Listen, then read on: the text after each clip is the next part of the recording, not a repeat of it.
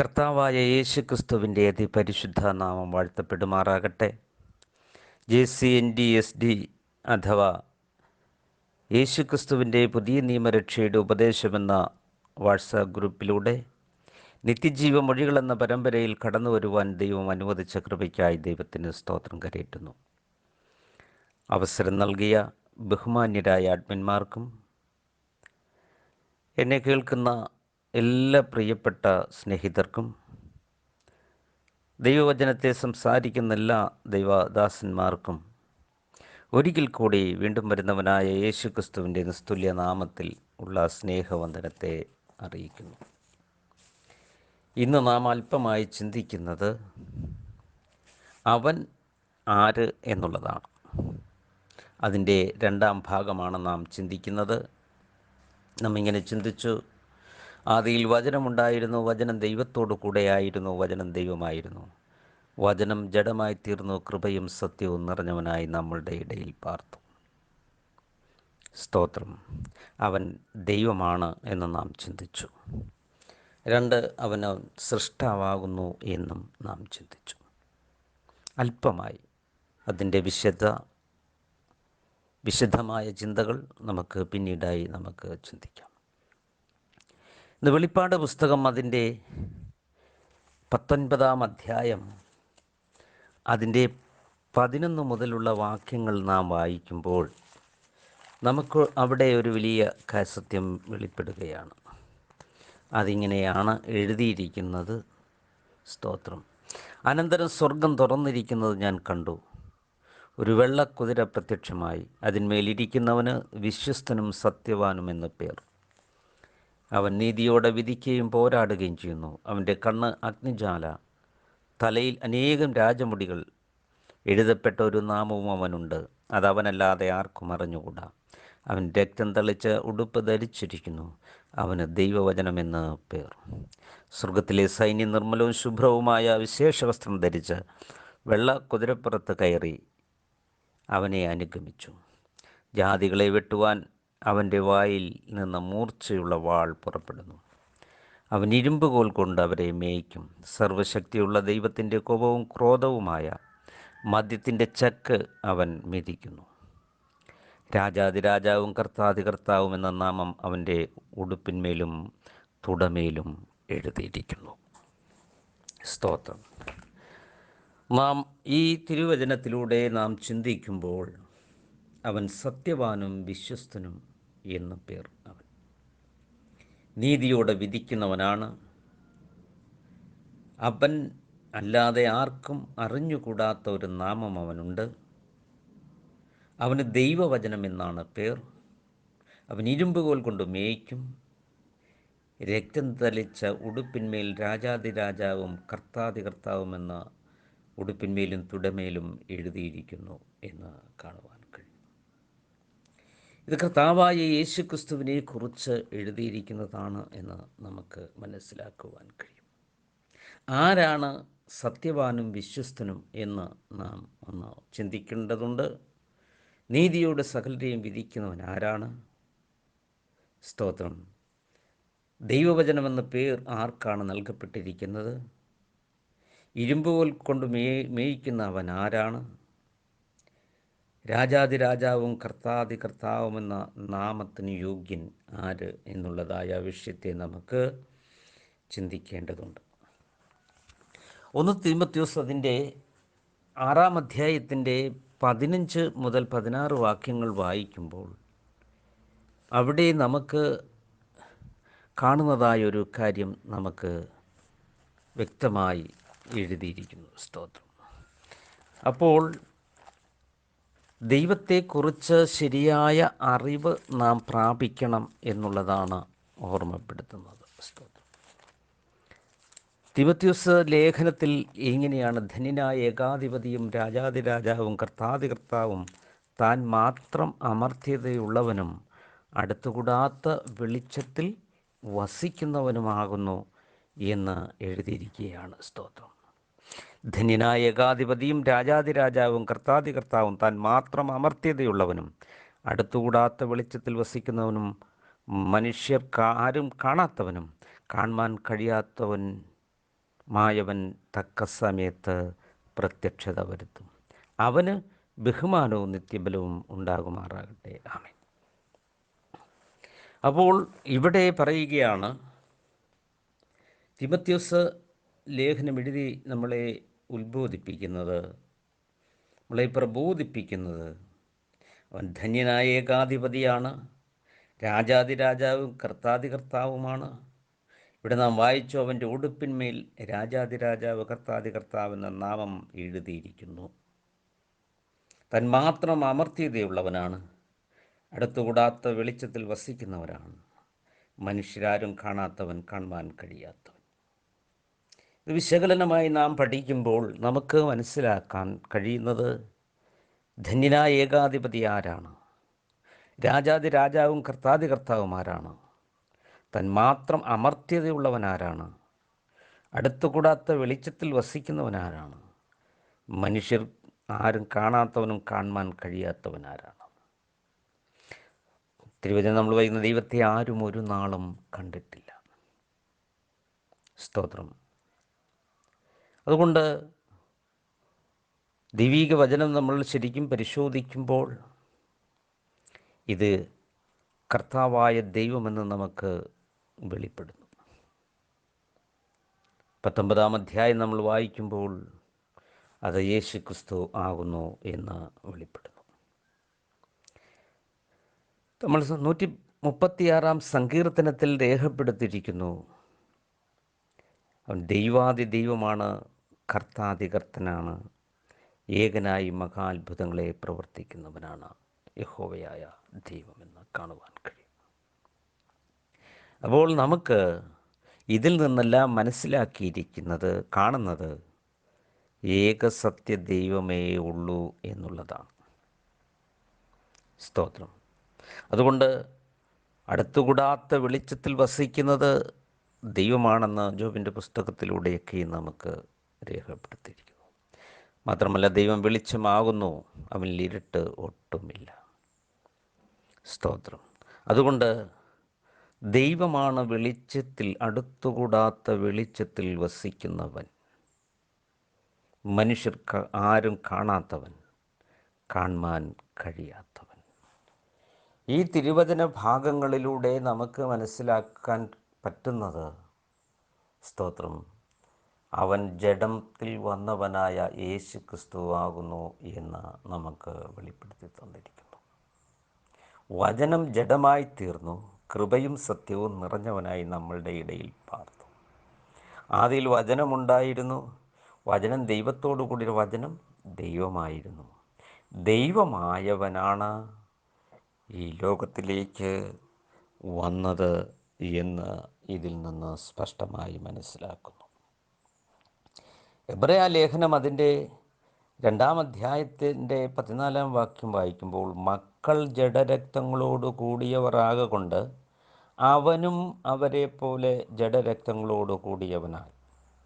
അപ്പോൾ മക്കൾ ജഡരക്തങ്ങളോട് കൂടിയവരാകൊണ്ട്, സ്തോത്രം, അവനും അവരെ പോലെ, സ്തോത്രം, ജഡരക്തങ്ങളോട് കൂടിയവനായി തീർന്നു എന്നുള്ളതാണ്. ഫിലിപ്പിയ ലേഖനം അതിൻ്റെ 2-ാം അധ്യായത്തിൻ്റെ 6 മുതൽ വായിക്കുമ്പോൾ, അവൻ ദൈവരൂപത്തിലിരിക്കെ ദൈവത്തോടുള്ള സമത്വം മുറുകെ പിടിച്ചുകൊള്ളണമെന്ന് വിചാരിക്കാതെ ദാസരൂപം എടുത്തു, മനുഷ്യ സാദൃശ്യത്തിലായി തന്നെത്താൻ ഒഴിച്ചു, വേഷത്തിൽ മനുഷ്യനായി വിളങ്ങി, തന്നെത്താൻ താഴ്ത്തി മരണത്തോളം, ക്രൂശിലെ മരണത്തോളം തന്നെ. സ്തോത്രം. ദൈവരൂപത്തിൽ ഇരിക്കെ ദൈവത്തോടുള്ള സമത്വം മുറുകെ പിടിച്ചുകൊള്ളണമെന്ന് വിചാരിക്കാതെ ദാസരൂപമെടുത്തു. ആരാണ് അവൻ? സ്തോത്രം. അവൻ ജഡരക്തങ്ങളോട് കൂടിയവരായി തീരാറുണ്ടോ? സ്തോത്രം. നമുക്കൊരു വിചിന്തനം ആവശ്യമാണ്. ഉൽപ്പത്തി പുസ്തകം അതിൻ്റെ 18-ാം അധ്യായത്തിൻ്റെ 1ഉം 2ഉം വാക്യങ്ങൾ വായിക്കുമ്പോൾ, ഉൽപ്പത്തി പുസ്തകം അതിൻ്റെ 18-ാം അധ്യായത്തിൻ്റെ 1ഉം 2ഉം നമ്മൾ വായിക്കുമ്പോൾ, അവിടെ ഇങ്ങനെ അനന്തരം യഹോവ അവന് മമ്രയുടെ തോപ്പിൽ വെച്ച് പ്രത്യക്ഷനായി. വെയിലുറച്ചപ്പോൾ അവൻ കൂടാരവാതുക്കൽ ഇരിക്കുകയായിരുന്നു. അവൻ തല പൊക്കി നോക്കിയപ്പോൾ 3 പുരുഷന്മാർ തൻ്റെ നേരെ നിൽക്കുന്നത്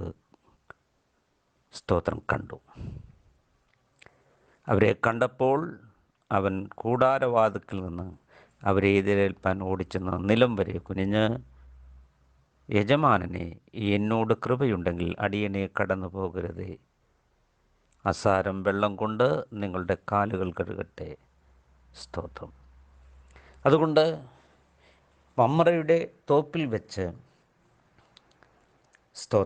അബ്രഹാമിന് 3 പുരുഷന്മാർ പ്രത്യക്ഷപ്പെട്ടു. അതിൻ്റെ 22, 23 വാക്യങ്ങൾ വായിക്കുമ്പോൾ അങ്ങനെ ആ പുരുഷന്മാർ അവിടെ നിന്ന് തിരിഞ്ഞ് സോദോമിലേക്ക് പോയി. അബ്രഹാമോ യഹോവയുടെ സന്നിധിയിൽ തന്നെ നിന്നു. ഇതിൽ നിന്നും 2 പേർ സോദോമിലേക്ക് പോയ 2 ദൂതന്മാർ ആകുന്നുവെന്നും ഒന്ന് യഹോവയായ ദൈവമാകുന്നു എന്നും അവിടെ രേഖപ്പെടുത്തിയിരിക്കുന്നു. അപ്പോൾ ദൈവം മനുഷ്യരൂപത്തിൽ പ്രത്യക്ഷപ്പെടാറുണ്ട് എന്നുള്ളതായ കാര്യം നാം മറക്കരുത്. ഞാൻ പിതാവിലും പിതാവ് എന്നിലുമെന്ന് നിങ്ങൾ വിശ്വസിപ്പിനില്ലെങ്കിൽ പ്രവൃത്തി നിമിത്തം നിങ്ങൾ എന്നെ വിശ്വസിപ്പിൻ. കർത്താവായ യേശു ക്രിസ്തു ഞാൻ തന്നെയാണ് ദൈവമെന്ന് സ്ഥാപിക്കുകയായിരുന്നു. അതുകൊണ്ട് മക്കൾ ജഡരക്തങ്ങളോട് കൂടിയവരാകൊണ്ട് അവനും അവരെ പോലെ ജഡരക്തങ്ങളോട് കൂടിയവനായി. ആരാണ്? അപ്പോൾ ദൈവം പലപ്പോഴും മനുഷ്യ സാദൃശ്യത്തിൽ മനുഷ്യരോട് ഇടപെടുവാൻ തക്കവണ്ണം ദൈവം പ്രത്യക്ഷപ്പെടുന്നതായി നമുക്ക് കാണുവാൻ കഴിയും. യെഹെസ്കേൽ പ്രവചനം 1-ാം അധ്യായത്തിൻ്റെ 26 നമ്മൾ വായിക്കുമ്പോഴും അവിടെയും നമുക്ക് ഇത് കാണുവാൻ കഴിയുന്നു. യെഹെസ്കേൽ പ്രവചനം 1-ാം അധ്യായത്തിൻ്റെ 6-ാം വാക്യം നമ്മൾ വായിക്കുമ്പോൾ ഇത് നമുക്ക് വ്യക്തമായി അവിടെ രേഖപ്പെടുത്തിയിരിക്കുന്നു. അപ്പോൾ ഇവിടെ വായിക്കുന്നു, അവയുടെ തലയ്ക്കു മീതെ വിതാനത്തിനു മീതെ നീലക്കല്ലിൻ്റെ കാഴ്ച പോലെ സിംഹാസനത്തിൻ്റെ രൂപവും സിംഹാസനത്തിൻ്റെ രൂപത്തിന്മേൽ അതിനുമീതെ മനുഷ്യ സാദൃശ്യത്തിൽ ഒരു രൂപവും ഉണ്ടായിരുന്നു. യഹോവയുടെ പ്രത്യക്ഷതയെക്കുറിച്ച് പറയുമ്പോൾ അവിടെ മനുഷ്യരൂപത്തിൽ പ്രത്യക്ഷപ്പെടുന്നതായി കാണുന്നു. യെശയ്യാപ്രവചനം 6-ാം അധ്യായമൊക്കെയും വായിക്കുമ്പോൾ യഹോവയായ കർത്താവ് ഉയർന്നും പൊങ്ങിയുമുള്ള സിംഹാസനത്തിൽ ഇരിക്കുന്നത് ഞാൻ കണ്ടു. അപ്പോൾ കർത്താവ് അവിടെ ഉയർന്നും പൊങ്ങിയും ഉള്ള സിംഹാസനത്തിൽ ഇരിക്കുന്നതായി ദർശിക്കുന്നു എന്നുള്ളതാണ്. അതുകൊണ്ട് ദൈവത്തെക്കുറിച്ചുള്ള അറിവ് വളരെ പ്രധാനപ്പെട്ടതാണ്. അതുകൊണ്ട് തന്നെയാണ് എബ്രായ ലേഖനത്തിൽ പാലും കട്ടിയുമുള്ള ആഹാരത്തെക്കുറിച്ച് പറയുമ്പോൾ ഒന്ന് ദൈവത്തിങ്കലെ വിശ്വാസം എന്ന് രേഖപ്പെടുത്തിയിരിക്കുന്നത്. ഫിലിപ്പിയ ലേഖനം അതിൻ്റെ 2-ാം അധ്യായത്തിൻ്റെ 6 വായിക്കുമ്പോൾ അവൻ ദൈവരൂപത്തിലിരിക്കെ ദൈവത്തോടുള്ള സമത്വം മുറുകെ പിടിച്ചു കൊള്ളണമെന്ന് വിചാരിക്കാതെ ദാസരൂപമെടുത്തു മനുഷ്യ സാദൃശ്യത്തിലായി എന്ന്. വേഷത്തിൽ മനുഷ്യനായി തീർന്നു. യഹോവയായ ദൈവവും മമ്രയുടെ തോപ്പിൽ അബ്രഹാമിൻ്റെ മുൻപിൽ 3 പുരുഷന്മാരുടെ രൂപത്തിൽ അവിടെ ഒന്ന് യഹോവയായിരുന്നു എന്നുള്ള കാര്യം നാം മറന്നു പോകരുത്. അപ്പോൾ ദൈവം പലപ്പോഴും മനുഷ്യരൂപത്തിൽ സാദൃശ്യപ്പെടുന്നതായി നമുക്ക് കാണുവാൻ കഴിയും. പ്രിയരെ, അതുകൊണ്ട് നമ്മൾ ദൈവവചനത്തെ ശരിയായി പഠിക്കണമെന്ന് ഓർമ്മപ്പെടുത്തുകയാണ്. അനേകർ ക്രിസ്തുവിനെ പ്രവാചകന്മാരെ, അപ്പോസ്തോലന്മാരെ പൊട്ടന്മാരെന്നും മന്ദബുദ്ധികളെന്നും ദുരുപദേശമെന്നൊക്കെയും ഭൂതങ്ങളുടെ തലവന ഇങ്ങനെയൊക്കെ വിവിധ തരത്തിൽ ആക്ഷേപിച്ചു, തിരസ്കരിച്ചു. ദൈവത്തോട് സമത്വം മുറുകെ പിടിച്ചു. ഇപ്പം സമത്വമുള്ളൊരു ദൈവമുണ്ട് എന്ന് സ്തോത്രം യഹൂദന്മാർ വിശ്വസിച്ചില്ല. അതുകൊണ്ടാണ് അവർ, നീ മനുഷ്യനായിരിക്കെ നീ ദൈവത്തോട് സമത്വമുള്ളവനായി പറഞ്ഞതുകൊണ്ടാണ് ഞങ്ങൾ നിന്നെ ഒരു കാരണം കൊല്ലുവാൻ ആയി ഇടപെട്ട് അല്ലെങ്കിൽ തീർന്നത്. അപ്പം യേശു ക്രിസ്തുവിനെ കൊല്ലുവാനായിട്ടൊരു കാരണം അവരെടുത്തത്, നീ മനുഷ്യനായിരിക്കെ ദൈവത്തിൻ്റെ ഓട് സമത്വം നീ പ്രഖ്യാപിച്ചു എന്നുള്ളതാണ്, അല്ലെങ്കിൽ നീ ദൈവമാണെന്ന് നീ പ്രഖ്യാപിച്ചു എന്നതാണ്. സ്തോത്രം. യേശു ക്രിസ്തുവിനെ കൊല്ലുവാനിത് കാരണമായി തീർന്നു. എന്നാൽ സ്തോത്രം, ക്രൂശിച്ച ശേഷമാണ് അവർക്ക് മനസ്സിലായത് ഇത് തേജസ്സിൻ്റെ കർത്താവ് എന്ന്. ഇതുപോലെ സംഭവിക്കരുത് എന്ന് ഞാൻ ഓർമ്മപ്പെടുത്തുകയാണ്. തിരുവെഴുത്തുകളെ തിരിച്ചറിയാത്തവരാണ് ഈ മന്ദബുദ്ധികൾ, പൊട്ടന്മാർ എന്നൊക്കെയും ഉള്ളതായ കാര്യം നാം മറന്നു പോകരുത്. ലൂക്കോസ് സുവിശേഷം 24 അത് വ്യക്തമാക്കി പറഞ്ഞിട്ടുണ്ട്. നമുക്ക് തിരുവചനങ്ങളെ പിന്നെയും നമ്മൾ പരിശോധിക്കുമ്പോൾ തീത്തോസ് 2:12 അവൻ മഹാദൈവമാണെന്നാണ് പറഞ്ഞിരിക്കുന്നത്. കർത്താവായ യേശു ക്രിസ്തു മഹാദൈവമാണ്. സ്തോത്രം. യെശയ്യാപ്രവചനം 9-6 അവൻ വീരനാം ദൈവമാണെന്ന് പറഞ്ഞിരിക്കുകയാണ്. യെശയ്യാപ്രവചനം 7-14 അവൻ ദൈവം നമ്മോട് കൂടെ എന്നർത്ഥമുള്ള ഇമ്മാനുവലാണ്. 1 യോഹന്നാൻ 5:20 നമ്മൾ വായിക്കുമ്പോൾ അവൻ സത്യദൈവമാണ് എന്ന് രേഖപ്പെടുത്തിയിരിക്കുന്നു. സ്തോത്രം. യോഹന്നാൻ സുവിശേഷത്തിൽ നാം വായിക്കുന്നു, അവൻ വചനമാണ്, അവൻ ദൈവമാണ് എന്നെഴുതിയിരിക്കുന്നു.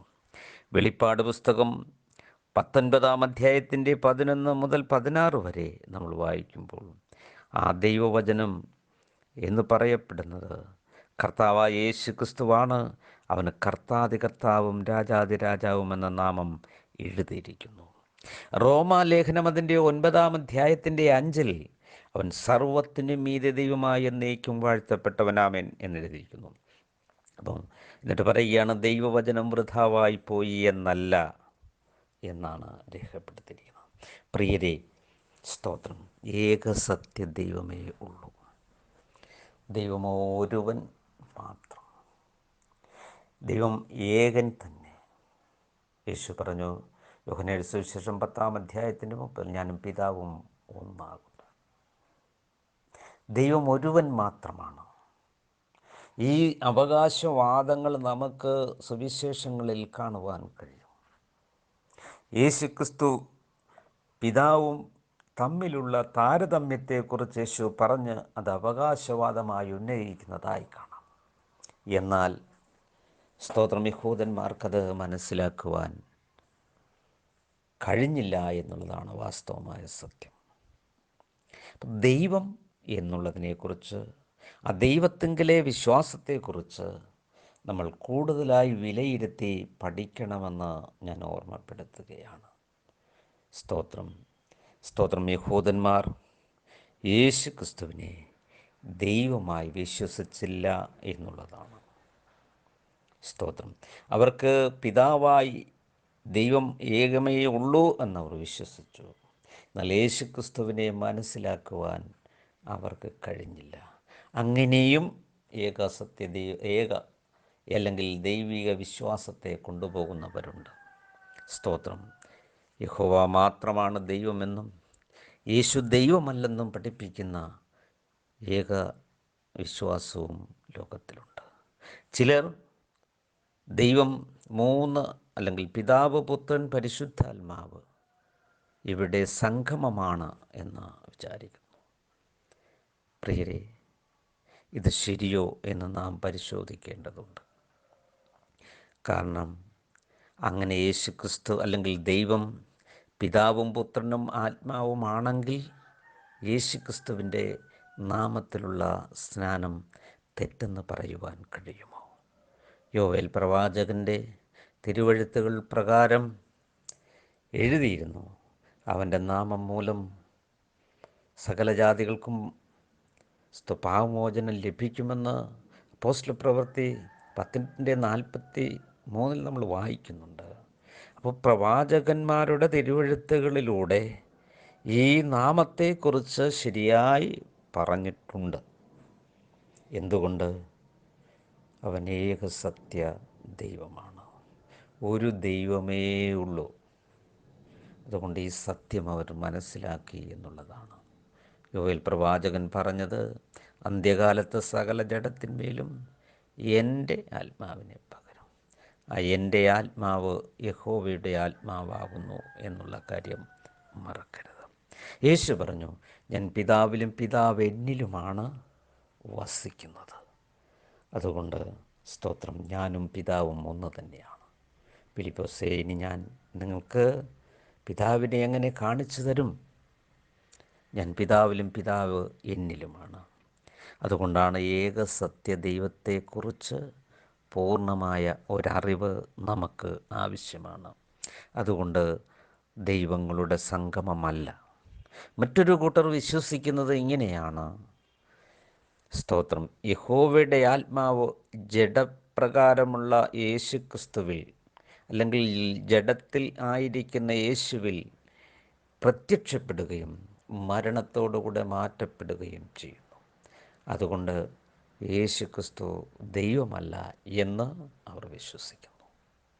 മറ്റൊരു കൂട്ടർ വിശ്വസിക്കുന്നു, യേശു ക്രിസ്തു കേവലം ഒരു പ്രവാചകൻ മാത്രമാകുന്നു എന്ന് വിശ്വസിക്കുന്നു. ഇങ്ങനെ വ്യത്യസ്തമായ നിലകളിലാണ് ഏകസത്യ ദൈവത്തെക്കുറിച്ചുള്ള ആളുകളുടെ അറിവുകൾ.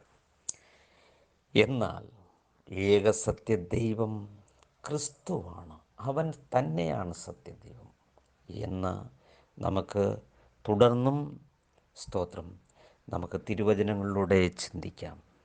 ദൈവമോ ഒരുവൻ മാത്രം. ഏകസത്യ ദൈവമായ നിന്നെയും നീ അയച്ചിരിക്കുന്ന യേശു ക്രിസ്തുവിനെയും അറിയുന്നത് നിത്യജീവനാണ്. അവനെ കൈക്കൊണ്ട് അവൻ്റെ നാമത്തിൽ വിശ്വസിക്കുന്ന ഏവർക്കും ദൈവമക്കളാകുവാൻ അവൻ അധികാരം കൊടുത്തു. പ്രിയരെ, അതുകൊണ്ട് പൊട്ടനെന്നോ ചട്ടനെന്നോ മന്ദബുദ്ധിയെന്നോ ഒക്കെയും വിളിക്കുന്നത് കൊണ്ട് യാതൊരു വിഷമവും ഇല്ല.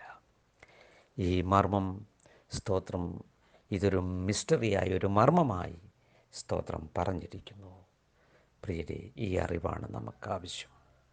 അവൻ തന്നെയാണ്, സ്തോത്രം, ഇവൻ, അല്ലെങ്കിൽ ഞാൻ തന്നെയാണ് അവനെന്ന് പൂർണ്ണമായും തിരിച്ചറിയണമെങ്കിൽ പരിശുദ്ധാത്മാവ് നിങ്ങളുടെ മേൽ, നമ്മളുടെ മേൽ വരണം. പരിശുദ്ധാത്മാവ് വരുമ്പോൾ സകല സത്യത്തിലും വഴി നടത്തും. പരിശുദ്ധാത്മാവ് പ്രാപിക്കപ്പെട്ടവർ ആണ് യേശു ക്രിസ്തുവിൻ്റെ നാമത്തിൽ സ്നാനപ്പെട്ടത്. കാരണം എന്തെന്നാൽ, സ്തോത്രം, അവർക്ക് പരിശുദ്ധാത്മാവ് അവരെ സത്യത്തിലേക്ക് വഴി നടത്തി. ഞാൻ തന്നെയാണ് പിതാവ്, ഞാൻ തന്നെയാണ് പുത്രൻ, ഞാൻ തന്നെയാണ്, സ്തോത്രം, സൃഷ്ടാവ്, ഞാൻ തന്നെയാണ് രക്ഷകൻ, ഞാൻ തന്നെയാണ് ഇങ്ങനെ വഴിയും സത്യവും ജീവനും, ഞാൻ തന്നെയാണ് ആദ്യനും അന്ത്യനും എന്നുള്ളതായ ആ സത്യത്തെ അവർക്ക് ഗ്രഹിക്കുവാൻ കഴിഞ്ഞപ്പോഴാണ് ആ നാമത്തിനു വേണ്ടി അവർ നിലകൊണ്ടത്. നമുക്ക് വീണ്ടും തിരുവചനങ്ങളിലൂടെ ഈ അവൻ ആര് എന്ന് നമുക്ക് തുടർന്നും ചിന്തിക്കാം. ദൈവം ഈ വചനങ്ങളാൽ നമ്മെ ഓരോരുത്തരെയും അനുഗ്രഹിക്കട്ടെ, ശക്തീകരിക്കട്ടെ, ബലപ്പെടുത്തട്ടെ, വിശ്വാസത്തിൽ ഉറപ്പിക്കട്ടെ എന്ന് പ്രാർത്ഥിച്ചുകൊണ്ട് ഞാൻ എൻ്റെ വാക്കുകൾക്ക് ഇവിടെ വിരാമം കുറിക്കുന്നു. ദൈവം നമ്മളേവരെയും സമൃദ്ധമായി അനുഗ്രഹിക്കുമാറാകട്ടെ. ആമേൻ. God bless you. യേശുവേ നന്ദി, യേശുവേ നന്ദി, യേശുവേ നന്ദി.